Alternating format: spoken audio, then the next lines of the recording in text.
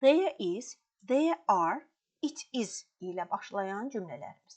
Əgər biz cismin mövcudluğu, varlığı haqqında məlumat vermək istəyiriksə, o zaman there is, there are-dan istifadə edəcəyik.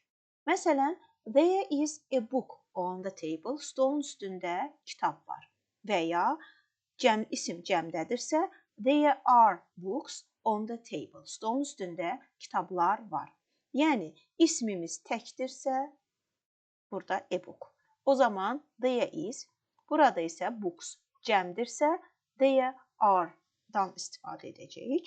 Və eyni zamanda there is və there are şəxsə və eyni zamanda zamana görə də dəyişir. Yəni, keçmiş zamanda ilk cümləmizi bu şəkildə verəcəyik. There was a book on the table. Digər cümləmizi isə there were books on the table. Və ya digər zamanlarda da şəxsə və zamana görə dəyişmə baş verir. Perfect və ya gələcək zamanda da eyni dəyişiklik baş verir. İsim təkdirsə, xəbər tək olur, isim cəmdirsə, xəbər də cəm olur. Ancaq bizim diqqət edəcəyimiz məqamda, daha bir məqam da budur ki, əgər cümləmizdə bir isim yox, bir neçə isim varsa, bizə lazım olan əsas isim ilk isimdir. Yəni, biz ilk ismə diqqət edəcəyik. Əgər ilk ismimiz təkdirsə, xəbərimiz tək olacaq.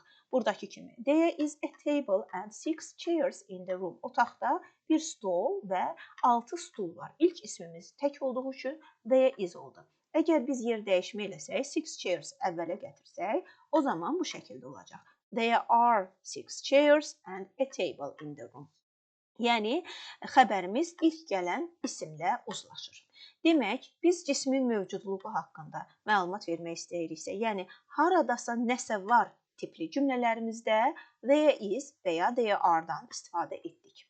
Və növbəti cümlə tipimiz it is ilə başlayan cümləmizdir. İlk öncə it is nəyisə göstərib deyə bilərik ki, məsələn, it is a book, bu kitabdır.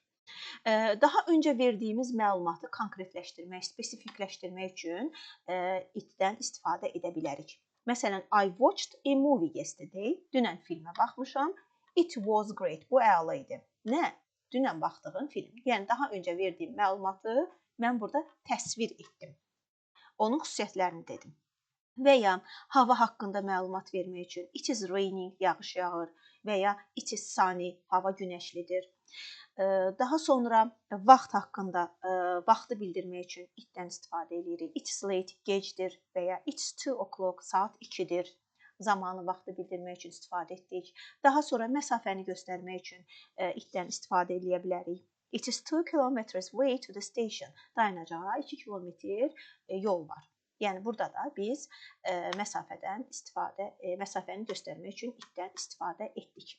Ümumiləşdirsək, belə deyə bilərik ki, haradasa nəsə var tipli cümlələrdə there is, there are-dan istifadə edirik. Yəni, burada biz o yerdə nə olduğunu göstəririk.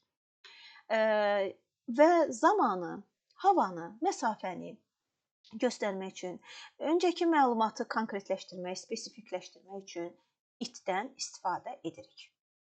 Bu qədər.